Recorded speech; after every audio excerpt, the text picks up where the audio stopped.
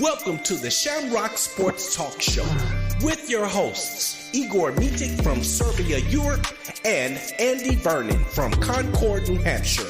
We are about pride, tradition, sweat, tears, victory, and determination of Boston sports. Give us a ring at 512-543-4662. Be sure to download the Try 99 TV app on any smart device and subscribe to In the Zone Sports Talk Television. The cost is $4.95. Thank you in advance for your support. Now, let's get into the Shamrock Sports Talk Show.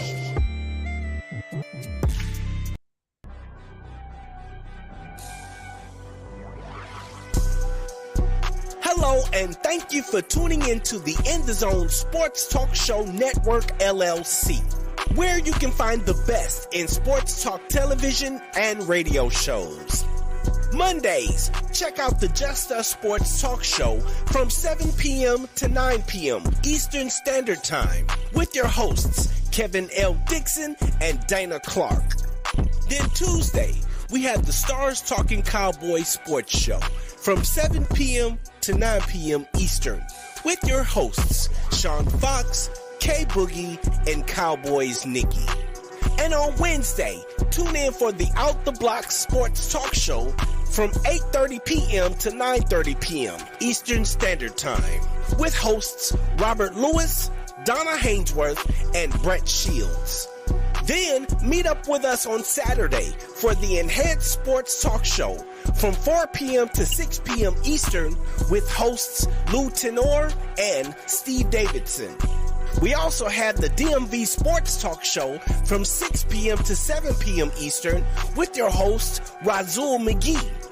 As well, we have the Shamrock Sports Talk Show from 7 p.m. to 8 p.m. Eastern with Igor Mitic and Andy Vernon. Finally, rounding out the week, we have on Sunday, That's Not How We See It Sports Talk Show from 8 p.m. to 10 p.m. Eastern with your host, Alfred Wallace, Tony Wallace, and Harold Robinson III. These shows come to you by way of the In the Zone Sports Talk Show Network, LLC. Be sure to download the Try 99 TV app on any smart device and subscribe to In the Zone Sports Talk Television. The cost is $4.95. Thank you in advance for your support.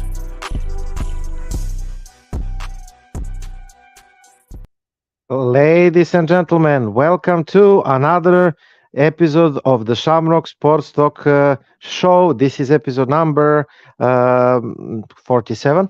And after a while, after a long time, I would say we are complete. Mr. Andy Vernon with us tonight. Andy, how are you tonight, my brother?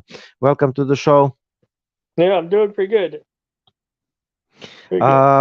Of course, I have been missing you and our listeners and viewers. Anyway, the Celtics are 2-1 in the road trip, and recently, tonight, they had blowout win against the Clippers without Kawhi Leonard, 145-108. I think that Kawhi Leonard's absence is blowout, big blow for the Clippers, but they should not lose by 37 from the Celtics on their court with almost the full roster. I say almost without Kawhi Leonard. Bottom line is that Paul George played, Ivica Zubac, Kofi, Tyrese Mann, James Harden as point guard, Russell Westbrook, Norman Powell, Brown, Daniel Tice, our ex-Daniel Tice that we wanted in Boston, 21 minutes, 15 points, 1 rebound, 1 assist, 1 steal for Daniel Tice. I still think that we should have signed Daniel Tice, but he preferred Clippers. And Boston Jr. from the bench from the Clippers, 13 points, 3 rebounds. So pretty strong I mean, the Clippers had, if I'm correct, 7-0 wins before the Celtics, but the Celtics blew them out. Your initial thoughts about the game? The Celtics are the best record in the NBA. I'm going to find the video. One note is that the picture. One note is that we are 22 and 7 right now. Please tell me your thoughts. Yeah, so I mean, like I think the big thing with this, I mean, like both teams are kind of incomplete because Porzingas sat for the Celtics. He's been missing, a bit of time with injury. I think overall, it's just one of those games where LA just didn't really play well. They have a lot of big names on that team.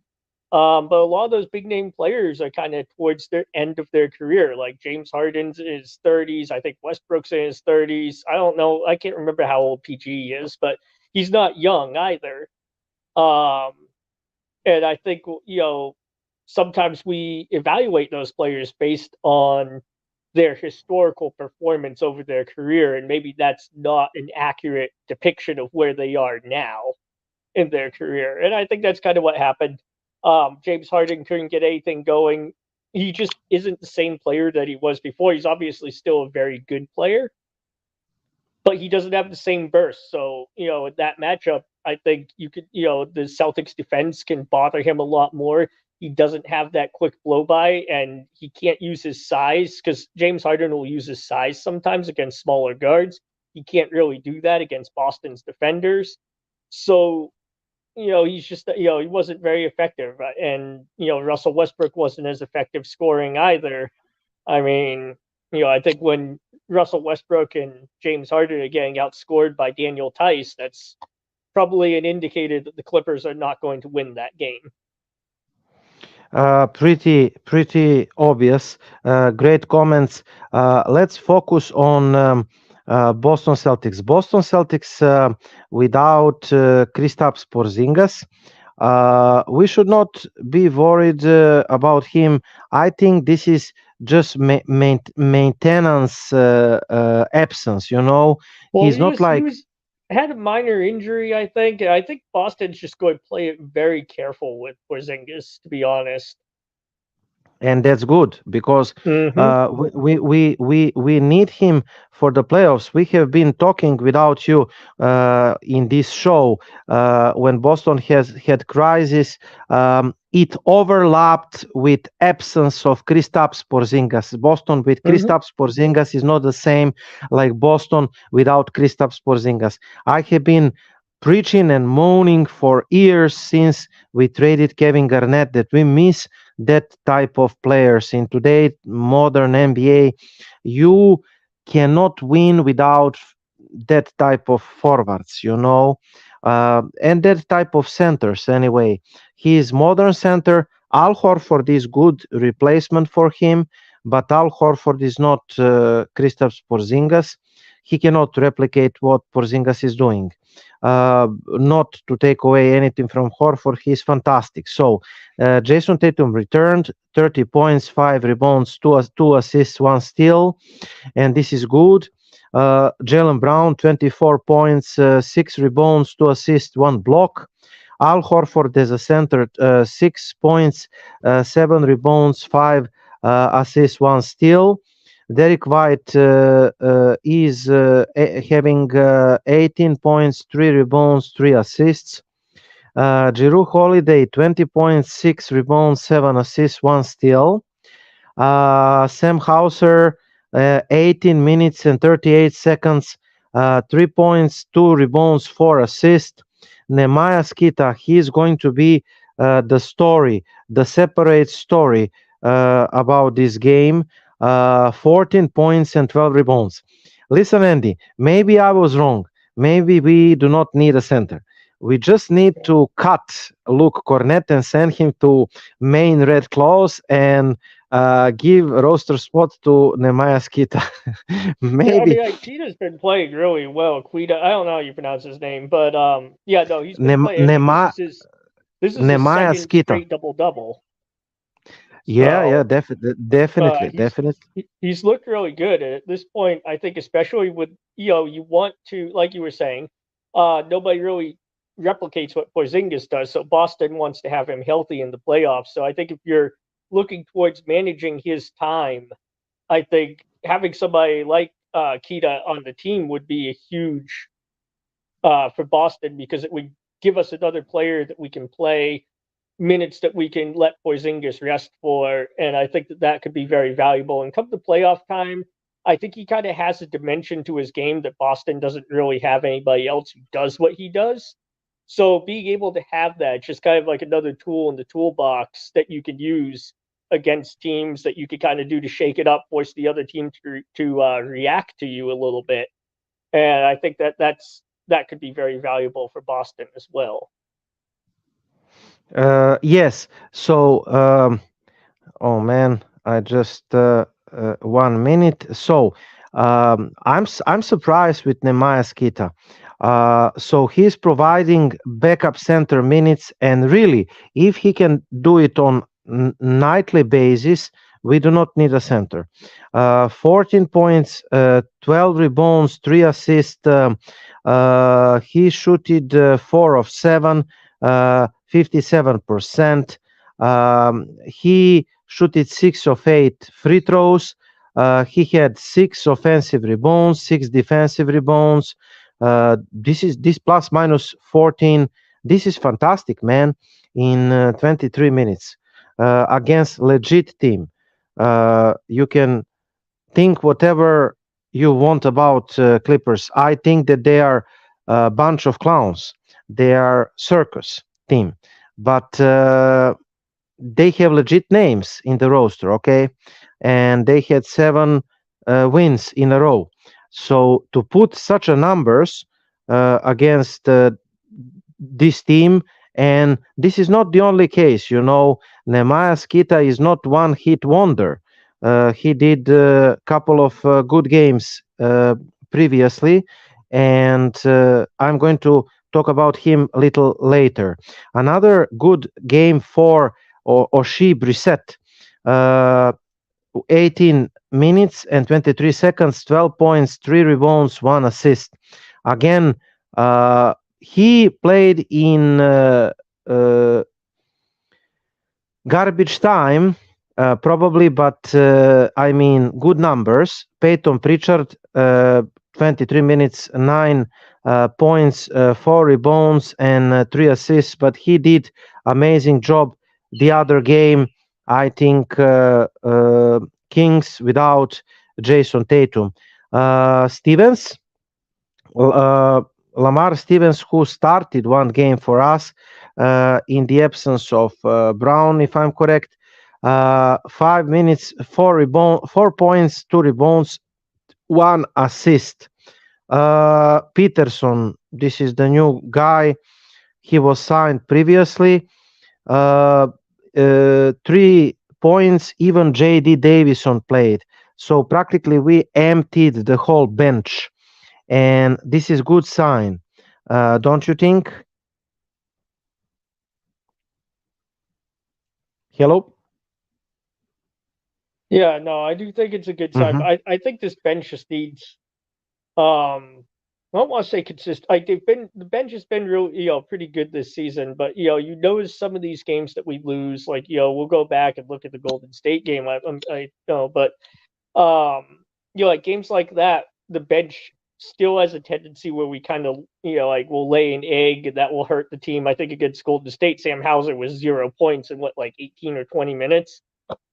So there's been like some really promising games, and what we've seen with like the last couple or the last 3 games really on this West Coast road trip is that when the bench plays well, this team looks amazing and we look unbeatable and we blow other teams out, right?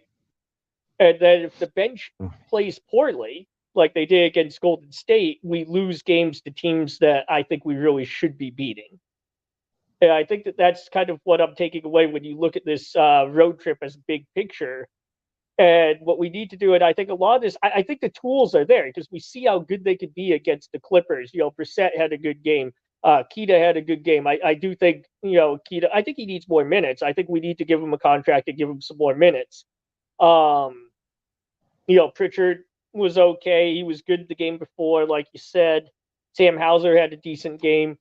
They were really good.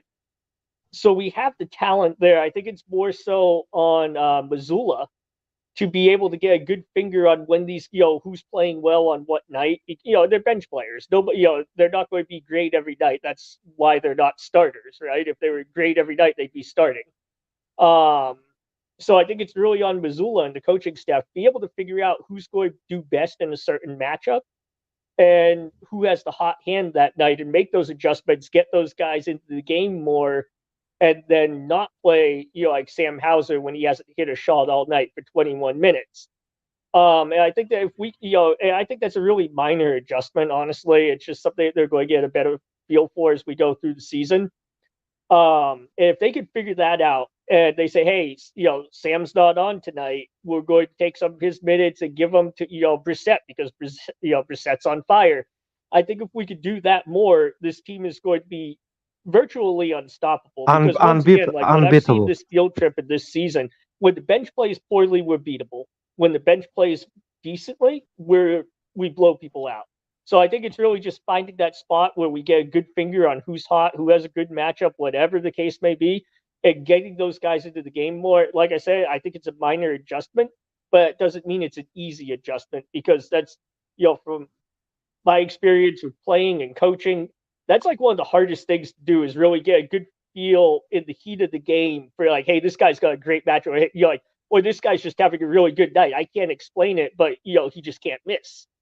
And getting a feel for that is difficult. But I think it's something Missoula can do. I think he's a really good coach. And I think if he does manage to hit that button, this team's going to improve its win percentage, as hard as that sounds. Yes, absolutely. So here is the story about Oshie Brissett. I lost it. Never mind, I will find it. Nehemiah Kita, not Oshie Brissett. Nehemiah Kita is the story of the night from the bench, according to the Brown Rob. So he started the road trip, Nehemiah Kita. He is Portuguese center, by the way. Rich Conti told me the other show, in show number 45. Rich Conti was our guest, and he said that he is Portuguese center. So he started first double in career. He started the road trip against Golden State Warriors 7 days later. He had second straight double in Boston blowout win against the Clippers. So Kita finished with 14 points and 12 rebounds. So there were plenty of contributions to go around Saturday with 6 Celtics finishing double figures.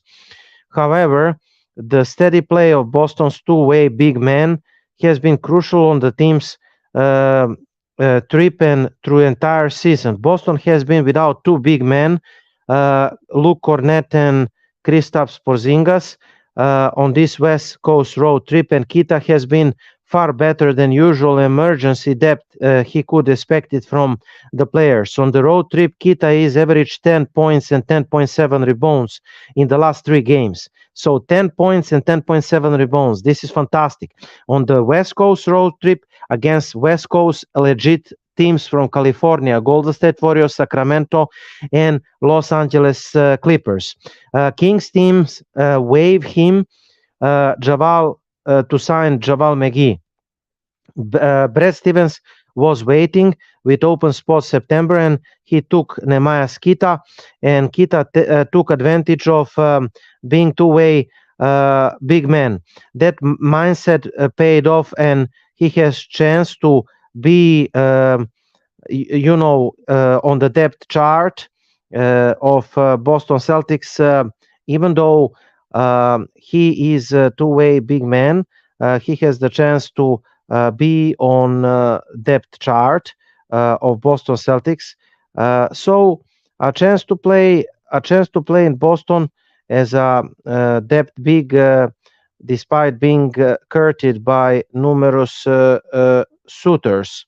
3 months later, Kita is standing out from the pack on several fronts.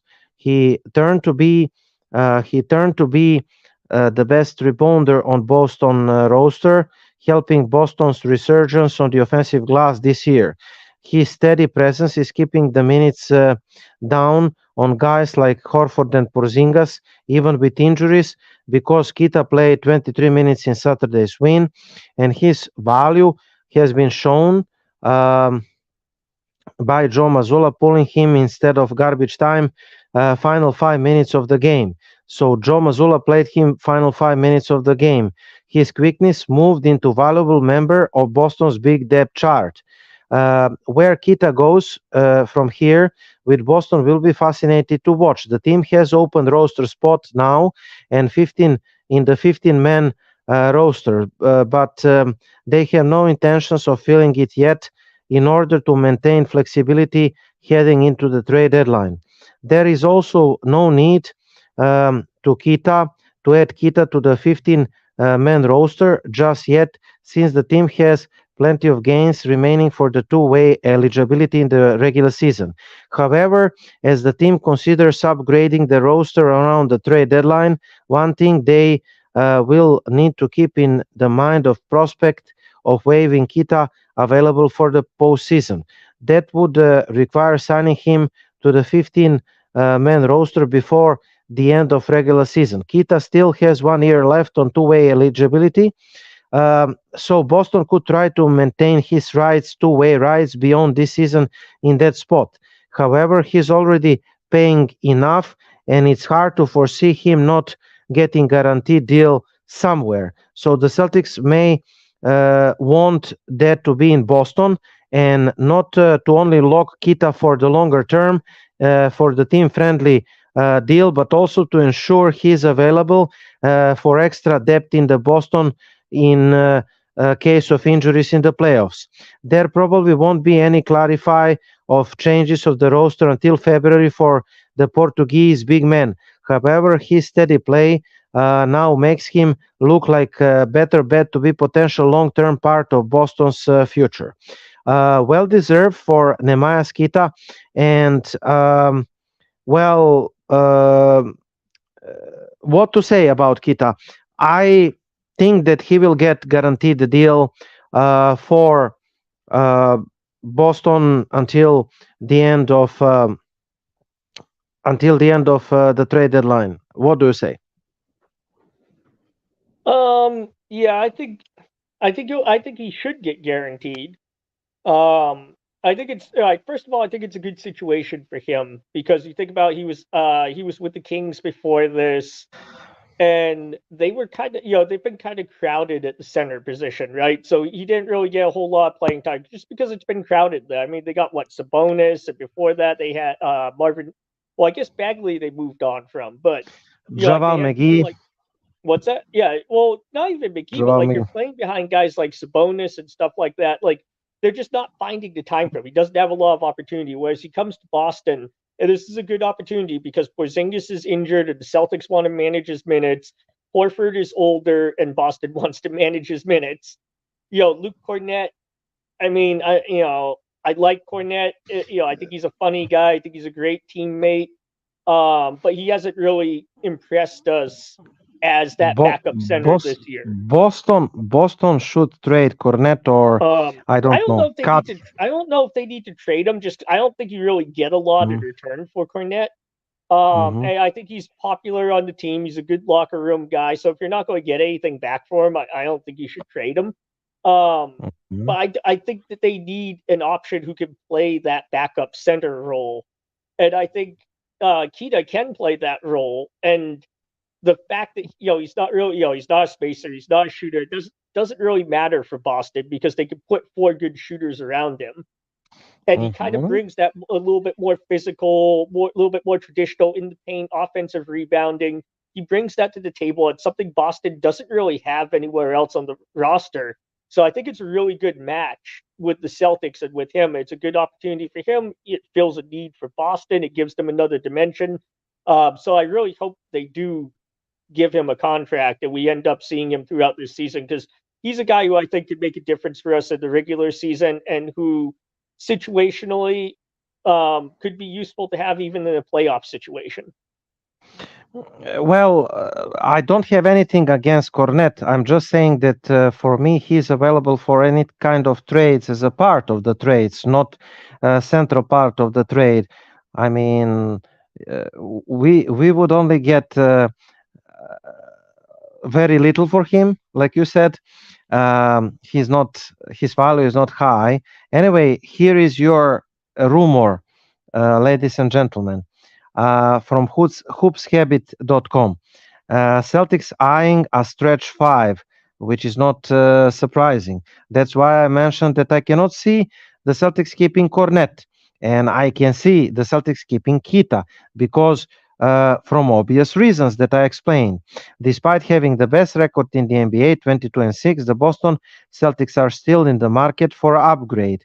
In fact, the Boston Celtics reportedly are going to be interested in acquiring stretch big men from struggling Pistons.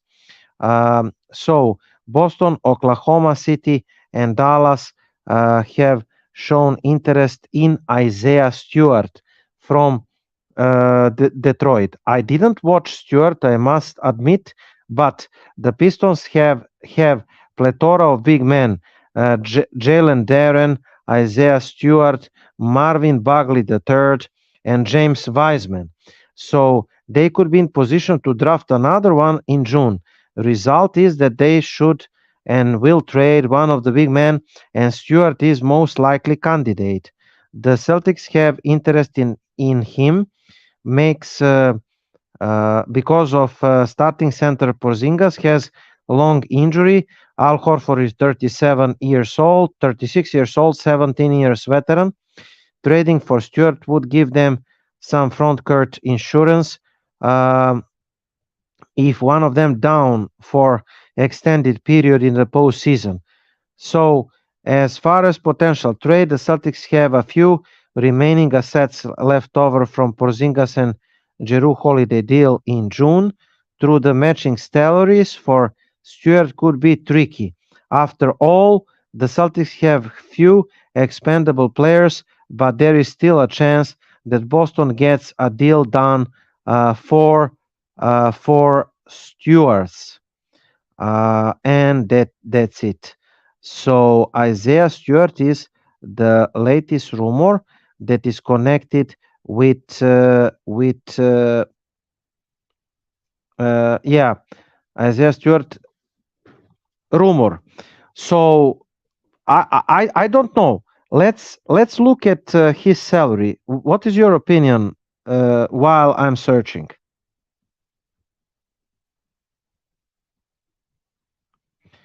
Yeah, Andy, I don't. I mean, like, I don't mhm. really know what. I don't feel like it's that likely. A lot of the Pistons media is saying that Stewart's not very likely to move.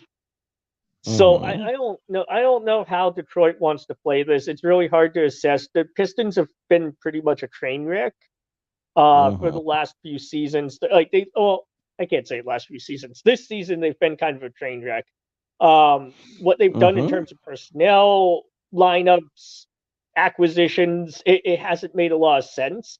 So it's kind of hard to figure out where they're trying to go as a franchise. I mean, I don't even know. Maybe they're just playing for the lottery at this point, right? So I think when you consider that, now would Isaiah Stewart fit on the Celtics? Maybe, but at the same time, if you have somebody like Kita, like, how much better does he make us than, say, Kita makes us compared to the price tag that we're going to pay for him? Because ultimately, and I keep saying this on the show. You're correct. You're correct. Listen to this. He has this season 5.2 millions. Okay, this is matchable. But the next season, 2024, 15 millions. He signed throughout 2024, 2025, 2026, 2027. He is signed throughout 2024, 2027, $15 million per year. Man, I mean, listen, I don't know anything about him. I'm not crazy about him, but all I can say is too much salary, man. Too much salary. Right? So I mean, like, and are you really looking to pay 15 million a year for a guy who I just looked it up this season? He's averaging like 12 points. He's averaging 12 points and 8 rebounds, Yeah. Yeah. and that's I per would. 36. Yeah. That's per 36. So let's say he plays 36 minutes. He's at 12 points and 8 rebounds. Like, Right. do you want to pay for that? We could get that from Drew Holiday on a good night. So I mean, like, Absolutely. I Absolutely. just don't see it. I think, you know, I personally, I'd rather see us roll with Kita and see if he could develop into a 10 point and 8 rebound per night guy. You know what I mean? Instead of paying $15 million for Isaiah Stewart. And I'm not saying Isaiah Stewart's a bad player by any means. I'm just saying when you do the math on it and the economics, it doesn't make sense to me. And at the end of the The- day, it's not just, I think a lot of fans forget it's not about just talent. This isn't a no salary cap league where we could just get the best player available.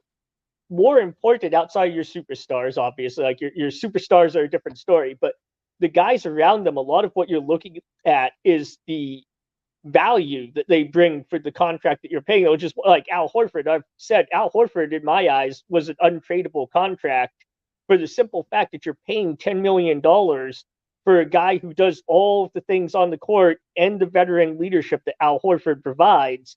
I mean, that's an incredible bargain for what we're paying him, right?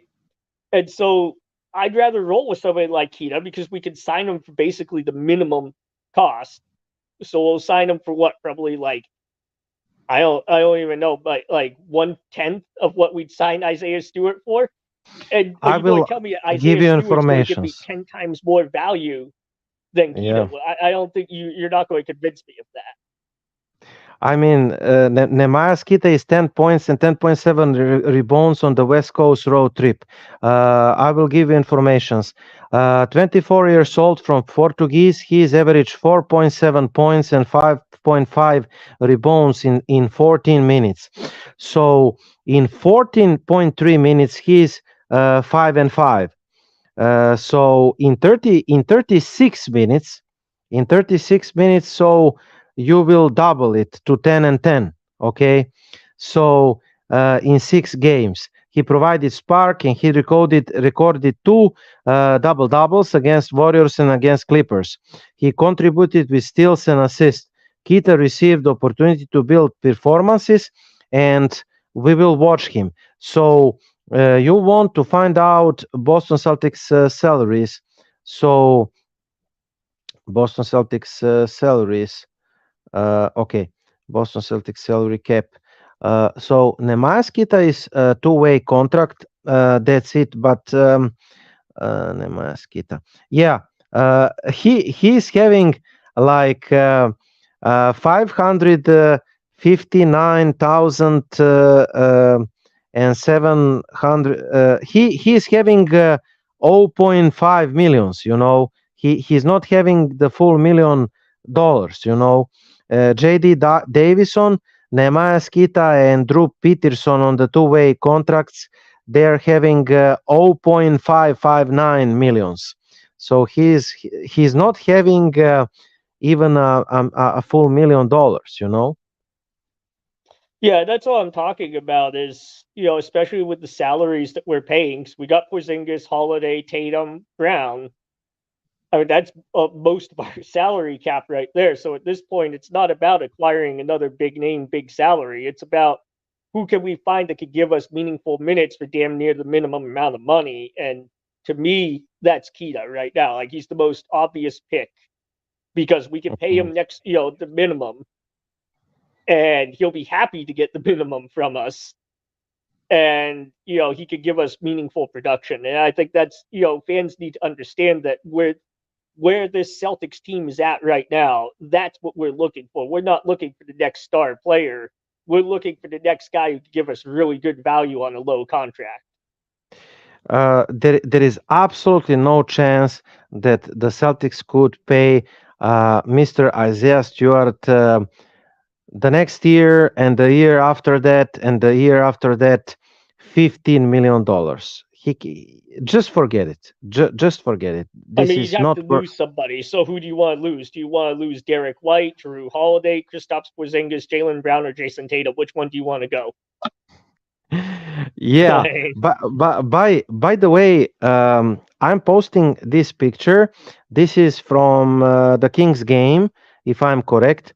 And man, we must mention this man. This man, I have been his fan since the Spurs days. But what he's doing, I have seen the potential, and I have been talking on the show that he has the good potential to be the valuable piece of the core of the Celtics for years, and not just valuable piece of the Celtics average team, but he has potential to be the part of the championship core. And look at these numbers. So 28, 7, 6, and 3. And he is like the fourth star, or you can say he is the third star. Who is the fourth star anyway? I mean, never mind, Holiday or him. 28, 7, 6, and 3. I mean, this is just amazing. I really have no words to describe his value.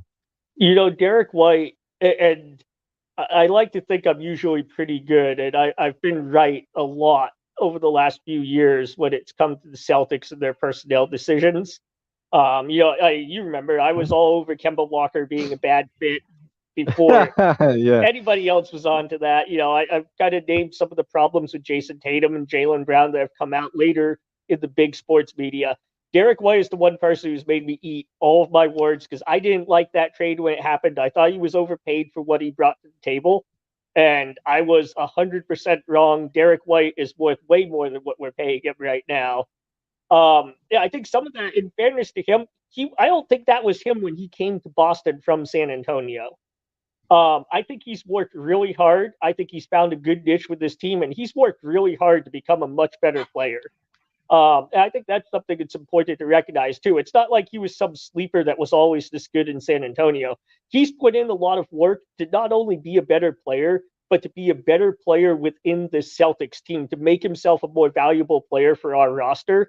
Because you can see where he's making an effort to get other guys involved or to make the right play for the team instead of what would be the easy play for him. And to me, that speaks a lot about his character and his ability to put the team first. I think a lot of that is coming from that San Antonio system, from the Popovich system. But yeah, I mean, like 100%, he was definitely worth everything that we traded for him. He's worth every cent of his contract. And the thing to me is he keeps getting better. Like he's a better player this year than he was last year. He was a better player last year than he was the year before. So that's really, that's really good for Boston. And, I think the hard part's going to be juggling the salaries to keep him once his current contract is up. Because I think there's a lot of teams who will pay him a lot more for what he does. I think if Boston wins championship or more championships, he will stay. Simple as that. Anyway, yeah, but you're correct. I hope that we will keep the core. Payton Pritchard holds the Celtics record for more games making 5+ threes of the bench. Payton Pritchard is having 8 games with 5+ threes from the bench. Hauser 7. Sam Hauser 7, Eddie House, remember him, 7, Walter McCarthy, remember him, he was part of that team that Boston Celtics had in 2001 that I loved, funny team that lost from in 2000 year against the Nets 4-2 in the Eastern Conference finals or semifinals. I forgot 4-2. This is the team with Walter McCarthy, Paul Pierce. I mean, the starters were Kenny Anderson, point guard, Paul Pierce, shooting guard, Antoine Walker as small forward, Eric Williams, power forward, Vitaly Potapenko, center. From the bench, you had Walter McCarthy, you had Rodney Rogers, you had Tony Delk as a center, you have Tony Batty as a point guard. This was one fun team to watch, and the coach was Jim O'Brien. So Mr. Walter McCarthy had 7 games with 5+ threes. This Celtics team, Andy, was ahead of time because it was raining threes, and Walker and Pierce, they were like raining threes show. And I remember Philadelphia 76ers, they were in the finals with Iverson and Dikembe Mutombo the year before. They lost from the Los Angeles Lakers of Kobe Bryant and Shaquille O'Neal, of course. But in 2001 year, they got into Boston in the first round, and they lost 4-3 in the first round. And the game 7 was in Boston. And Boston really, Pearson and Walker and McCarthy and the others, Eric Williams, it was like raining threes. I don't have the data how many threes did we shoot, like 40 or something, but I'm telling you, man, this team was ahead of time because this is basketball style that will come in fashion 20 years later. So Marcus Smart has 6 games with 5+ threes off the bench. Do you have some comments about this interesting data that I found? No, I just think it's all, I think it's all pretty interesting. But yeah, no, I think the data kind of speaks for itself, to be honest. But point is that we have Pritchard and Hauser, which are capable of shooting threes from the bench. That is the point. 5+ threes off the bench. This is important in the playoffs. You have Svi Mihalyuk that you appreciate that can do the same. Maybe we can add another guy, pick up that can do the same, but pretty much that's it. Another guy who is worth mentioning while I'm changing the slide. Okay, so in this slide, tonight, I think it was against the Kings, was the 5th time when the Celtics had 5 players scored 20+ points in the same game. This was without Tatum against the Kings in blowout win, 144-119 against the Kings in away game in California. So tonight in Sacramento. So Golden Town. So tonight it was the 5th time the Celtics history, 5 players 20+ points in the same game. Brown, White, Porzingas, Holiday, Pritchard. So Pritchard from the bench. And Pritchard is the first player having 8 games with 5+ threes in the same game. So it is the first such instance since 13th January 1987. In 13th January 1987, at the game, famous Celtics team had 5 players scoring 5+ threes, consisting of Dennis Johnson, Robert Paris, Danny Ainge, Larry Bird, and Kevin McHale. The information is telling you something, Andy, isn't it? Yeah, I think it is. I think with going back to what you were saying about like the 3-point shooters, I think that's also really important to note, because I do think that having those guys there gives us more depth off the bench. Come the playoffs, that's going to be necessary. I think the other thing, though, is I almost want to say that having an inside scorer would do much the same thing, because it would give us a different dimension where you can create an offense that forces the opponent to collapse more into the paint, which in turn would create more open shots if you were to rotate in and go back to a 5-out lineup. And that's only because it's not easy for players to switch defensive mentality in the middle of the game, right? So if you run that lineup for a few minutes, you get them used to collapsing into the paint or looking back to the paint more, it opens the perimeter. I think that's also something that's important to note, because that's where signing somebody who can attack the paint more, or running lineups that attack the paint more, could also benefit Boston in much the same way. Another player that is important, I'm going to try to talk about is and his contribution, Jrue Holiday.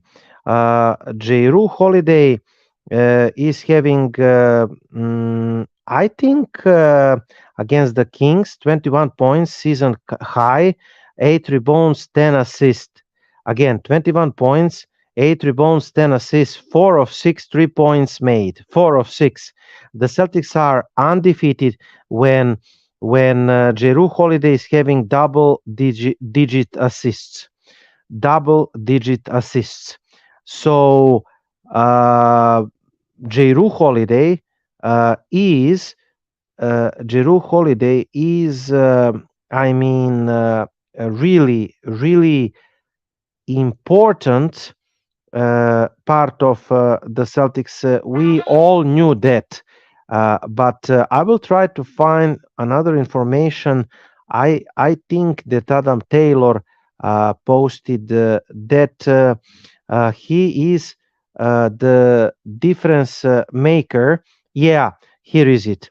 So here is the information. When he is posting double-digit assists, the Celtics are undefeated, Jrue Holiday. But from Adam Taylor, Jrue Holiday, he might not have taken a step back he might have taken the step back in offensive production. But what Jrue Holiday has been doing with his presence felt on defense and in terms of hustle. So on Twitter, somebody posted, I didn't upload the picture, but listen to me. Not everyone could see the hustle plays, and they're the ones that makes a difference throughout the game. So Jrue Holiday is leading the Celtics in hustle stats. He has charges drawn 4. He has 67 deflections.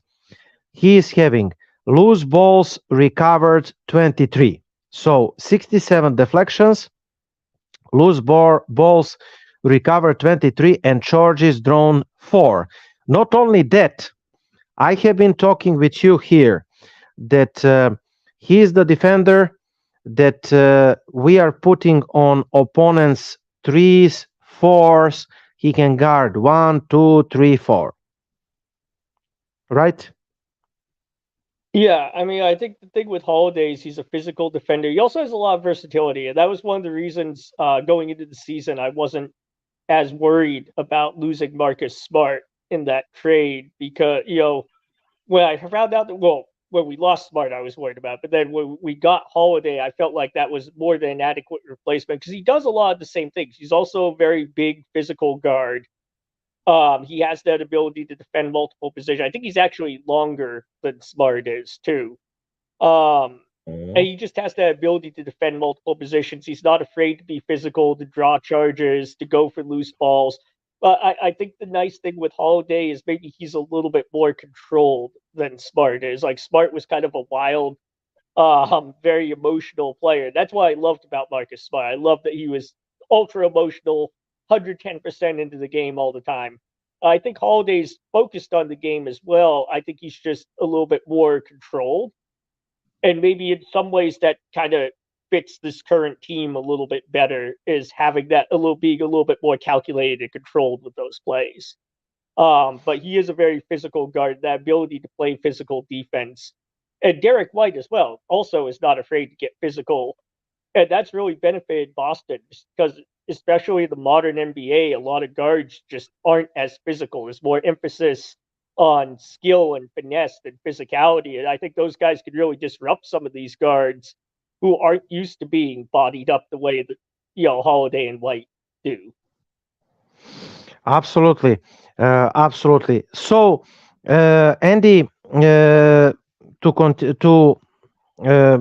couple of more stories to end the show. I mean, first of all, which teams are you seeing as Boston's main main competitors at Eastern Conference. I'm going to put you the slide of the teams here to help us having this conversation. So I still think that the Bucks are the biggest competitors. I do not believe in Sixers. Sorry, Sixers Nation. I think that the Sixers will lose to Bucks in the Eastern Conference semifinals, right? I think that I'm actually, to be honest with you, I am not sold. no, I not actually all, huh? consider the Sixers and Bucks to be relatively equal in their threat to Equal. Boston I agree. I agree. and to each other. I think the thing with the Sixers, I really like. Oh my gosh, I can't remember his name. Tyrese Maxey. Goodness, Tyrese Maxey. I Yeah, really yeah, like yeah, him. yeah. He has been playing out of his mind. He's a really good guy. He's very difficult to guard. He's, I think, one of, if not the fastest guards in the NBA with the ball in his hands. And that does work kind of against us because both Holiday and White are a little bit bigger, not quite as quick as he is. So that kind of does attack us at a weaker point. They have Joel Embiid, and that Maxi Embiid pick and roll is something that could be really, really tough to defend. Can it win 7 games? I don't think so. I think Boston can beat them in 7 games. But I think it would be a tough matchup. Milwaukee, I'm just not sold on the Dame and Giannis thing. They're both incredible players. Um, you could make an argument that both of them are top 10 players in the NBA. Giannis definitely a top 10 player. I think Dame a little bit more of a question mark there. But you could make an argument both of them are top 10 players. I just don't I just don't know if the fit's really there. And I think it's going to be hard. Dame is a bad defender, and I think it's really hard in the Mm, modern NBA to mm-hmm. win it all with a very bad defensive point guard unless you have a really strong defender to back him up. So like you see like when Golden State did it, Steph is not a great defender, but they had Klay Thompson who was a really good defender who could kind of back him up, right? Mm-hmm. And so I think that that's kind of where I'm not trusting Milwaukee as much. I don't see that guy on Milwaukee's roster who can compensate for Dame's defensive shortcomings. And I also think Boston's going to go out of their way to make Dame feel uncomfortable. I think they're going to throw different guard rotations at him. I think they're going to have White and Holiday be more physical with him. And I think in 7 games, I think Boston wins that series. I honestly, I would worry about Philly more because we don't have a good answer to Embiid. I mean, we don't have a good answer to Giannis either. But I think Maxey is more problematic for us in some ways than Dame because of that speed. I, on the other side, do not believe at all at Philadelphia. Maybe you're correct. Maybe Philadelphia is changed because I saw that Nick Nurse came in with his system and he really changed the philosophy. And you're correct, Tyrese Maxey. He is the guy who made a lot of progress. Tobias Harris, for example, Maxey in the last game, 3 players with 33 points in Sixers jersey: Tobias Harris, Tyrese Maxey, and Joel Embiid. About the Sixers, I think that we would beat them in maximum 6 games. I think it would be even 5. To be maybe I'm overrating, but about Embiid, I do not believe in Embiid because uh, I mean he's okay. He's MVP candidate. By the way, what do you think when we are mentioning MVP candidates?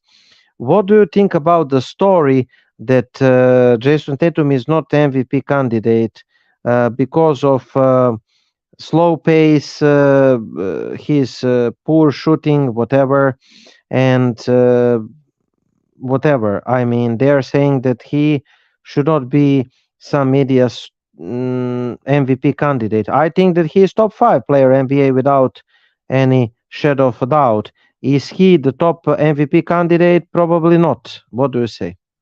I think this is why I hate the whole MVP thing. Like I've always hated it because I feel like a lot of times it's rewarding players for being selfish or for stat padding as opposed to Yeah. playing with their team to win. Let's if Jayson Tatum was on a team that wasn't going, or if Jayson Tatum was a selfish player who was just out there to win the MVP for Jayson Tatum, then I think he'd be in everybody's top 3 or top 5, because I'm sure he could go and put average 40 points a game with 10 rebounds, and I'm sure he could do that if he wanted to. He has that type of talent, but he's not, because he's sharing the court with other stars. He's sharing the court with Jaylen Brown, Kristaps Porzingas, Drew Holiday, Derrick White. He's getting those guys involved. He's trying to be that leader on this team. So he's not going to have the stats that you see with some of these other guys. And that's why I don't like the MVP race. I've never been a big fan of it. It has nothing to do with Tatum, or I just don't like the whole most valuable player, because it's a very subjective topic. I mean, we will see at the end of the season where these players that are posting 50 plus points like Giannis and Embiid will end up, and where Jayson Tatum will end up. And I'm telling you that Boston will be in finals, bearing big injuries of our stars. The thing with Philly is going to be as good as Joel Embiid wants them to be in the playoffs. If Joel Embiid decides that he actually wants to play hard and put it all out there in the playoffs, they're going to be a threat to everybody, right? But if he does what we've seen him do every other year, where he kind of, lackadaisical, doesn't really care, gets down on himself, whatever the case may be, whatever you want to call it, I don't think they're going to go much of anywhere. I don't think they'll make it past the first or second round. I think that's kind of where the Sixers are at it as a team. That's where they've been at. I think that's been what separates the Sixers from the Bucks. Giannis wants it. He puts it all out there on the table in the playoffs, and Embiid doesn't. And I think that's one of the big things that separates them. Okay, what do you think about Orlando? After hot start, they slowly getting down. They have like 3, 4, 5 losses, whatever. Knicks are there, 5, 6, 7 expected. Cavaliers are down, which is a little surprise. From top 4, they're like 7th. Indiana, who was in-season tournament surprise, number 8. They are play in tournament team, alongside Brooklyn, alongside Chicago, alongside Atlanta, alongside Raptors, all of them from number 7 Cleveland to number 12 Raptors will be in battle for the places like 7, 8, 9, or if they are number 10 and 9 in season tournament battle. What do you say about first of all Orlando and their fall, and the Knicks? I think Orlando's just a young team, and young teams are like that. They could get into hot starts, then they could cool off. Could they surprise everybody and make a splash in the finals? Yeah, sure they could, especially if they draw a team that's a little bit slower or a little bit older. Yeah, they could certainly make a splash. I think they're not. I mean, I don't think they're really going to go anywhere, because I think they're going to run into one of the teams like Boston or Milwaukee. It's just much more talented. It is on a mission, and they're going to find out that playoff basketball, where the other team is preparing for you, watching you, strategizing around you, it's very different from regular season basketball. And I think that's where Orlando really is going to fall off, if they even make it to the finals. Because like I said, young teams can be hot and cold. They started off hot, and we'll see how long the cold streak kind of goes for. Cleveland has definitely, I kind of thought they'd do better, but season's still, pretty young, so they definitely have time to improve. And the Pacers, I think, it's just Tyrese Halliburton show. And the Knicks, it is the rumor that the New York Knicks are in the search for the star, are interested in trading for a star. I mean, isn't that the case for years? Yeah, I mean, who do they trade? Because I don't think you can bring in a star and do substantially better if you're giving up like Julius Randle or Jalen Brunson. So I guess the question then becomes, who does New York have to trade for a star if you take Brunson and Randle out of the picture? Okay, let's talk West and end the show. Number 1, Minessotta Timberwolves, the best defense in the NBA. I mean, they have been playing like a monsters, and Okay, the show will be ended soon. They're the pleasant surprise. They are playing with two bigs, Karl Anthony Towns and Rudy Gobert. Anthony Edwards, legit star, couple of other good players. And what do you say about Wolves first? Oklahoma is the second Um, surprise there. yeah, I mean, like I'll kind of like with Minnesota, I think they finally kind of figured it out a little bit with Gobert and Towns. I think that's really helped them a lot. And I think it's Anthony Edwards. He's played out of his mind. He's been amazing. So I think they're Indeed. legitimately a very good team. I actually think they do threaten the Nuggets too because they have enough size to throw at Jokic to maybe kind of throw him a little bit off his Mhm. game. But I still Yeah, like Denver's overall roster better. better, Uh, better. the Thunder have been a surprise. I'm not sure they maintain that through the season. I expect to see them finish maybe more around like the 4 or 5 area.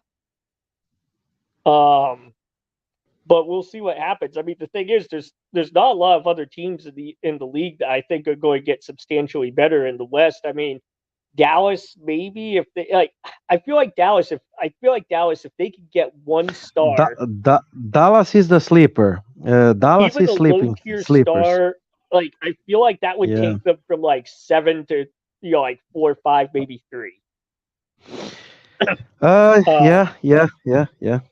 Memphis, I think, will go up into the top 8.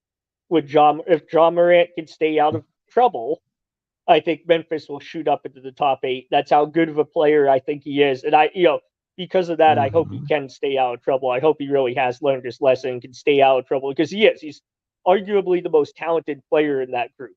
I think it's him or Luca, Mhm. right? Uh, Um, mm, and so I hope he stays out of trouble because he could make that a really exciting conference to watch. So I think we're going, and I don't think Oklahoma's going to stay at number 2. I think they'll get passed by other people on the list there. I think Denver might pass them. Um, mhm. but I think the Timberwolves are pretty legit. I mean, I think they've played really well, but I also look at like who do I think is really legitimately better than Minnesota right now? I mean, Denver maybe. Um, Mhm. that's really it. When I look at that roster, like Denver. So I'd say they're legit top 3, and right now they're sitting in number 1, and I think that's well deserved. Okay. I love Oklahoma team, man. I love Chet Holmgren. I Yeah, love the other guys. I have been watching them, and they have been really out of and their GM Sam Presti. He did amazing job, and Oklahoma is going to be the title candidates in the next years. Isn't it? yeah, it is. It's exciting to watch. I'm not saying that Oklahoma is not a legitimate team. I just think they're probably more like a 3 to Maybe 5 m- maybe than not top right 3. now. No, I don't think they're legit. Right now, they're going to lose in Western Conference semifinals, for example. But in the next years, they will be Yeah, candidates they for should the be quite title. good. I'm actually surprised the Spurs are as far at the bottom there. Um, Mm, with the especially star after all of the hype they gave to Victor Wembanyama. Vembayana. Yeah. I mean, That's and that just goes to show, like, I'm so tired of the big sports media say, "Oh, this guy's the next LeBron. He's going to be better than LeBron." And I'm saying that I'm like, "What is this? This guy's done nothing." Like you're saying and that this guy who has done nothing in the NBA could be better than LeBron James, who like love him or hate him, the guy is in the conversation for best player of all time in the NBA. Like I'm not saying he is by any means, but he's in that conversation for the majority of NBA fans. People say yes or no, but he's there in the argument, right? And right. you're going to And now compare some kid from France who's never played in the NBA to LeBron? Like it's so ridiculous to me. Do you know which team is unpleasant surprise? Phoenix Suns. Suns. After all that hype, number 10, man. Well, I This don't is think like they've been healthy. They haven't freezing. really been fully healthy all season, Yeah, have they? yeah, yeah. Bradley Beal was out. Yeah, Devon Booker was out. Now Devon Booker returned. Bradley Beal is still out. Couple of other players are out. So they yeah, have been struck by injuries. You're correct. yeah, Warriors are there. Warriors are old, but dangerous.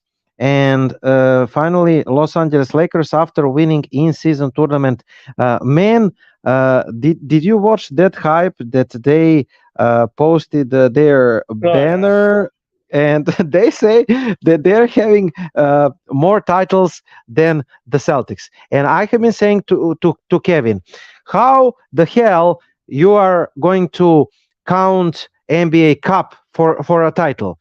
To clarify, to my opinion, of course, I mean, they can do whatever they want as well as well, they have NBA. They have to have something to justify selling their franchise's future to get LeBron. Of course. But I mean, in the Europe, you have two different competitions. For example, just like you're, they're not considered the same title. I know that. Like, you have cup, you have national. For example, For example, you have Serbian Cup. Okay, you have Serbian National Cup. In Serbian National Cup, all the teams from all the leagues are playing. The first league, the second league, the third league, the fourth league. And for the title, only the first league teams, like legit teams, are playing. So titles are the titles, cups are the cups. You cannot mix, frogs and apples. But in Lakers land, everything is possible, right? Yeah, I mean, I think they're just trying to make hype out of it. Is what it is. That's why I want the Celtics to win the title and shut their mouth up. Anyway, Andy, it's been a pleasure to have you again. Hope that we will talk soon. And the show is over. And see you soon. Right? Go care. Celtics. Yeah, go Take Celtics. Care. Thank Go you Celtics. for listening to the Shamrock Sports Talk Show.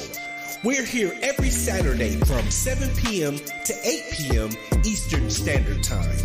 We are the best four-leaf lucky show in the area. This show comes to you by way of the In the Zone Sports Talk Show Network, LLC. And be sure to download the Try 99 TV app on any smart device and subscribe to In the Zone Sports Talk Television. The cost is $4.95. Thank you in advance for your support.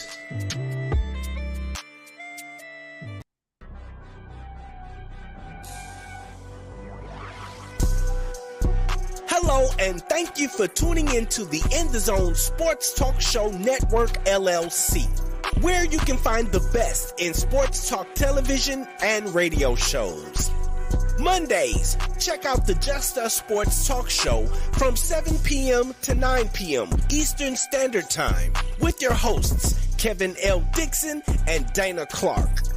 Then Tuesday, we have the Stars Talking Cowboys Sports Show from 7 p.m. to 9 p.m. Eastern with your hosts, Sean Fox, K Boogie, and Cowboys Nikki. And on Wednesday, tune in for the Out the Block Sports Talk Show from 8:30 p.m. to 9:30 p.m. Eastern Standard Time with hosts Robert Lewis, Donna Hainsworth, and Brett Shields.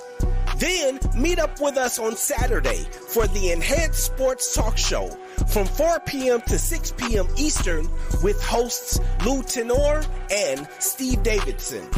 We also have the DMV Sports Talk Show from 6 p.m. to 7 p.m. Eastern with your host, Razul McGee. As well, we have the Shamrock Sports Talk Show from 7 p.m. to 8 p.m. Eastern with Igor Mitic and Andy Vernon.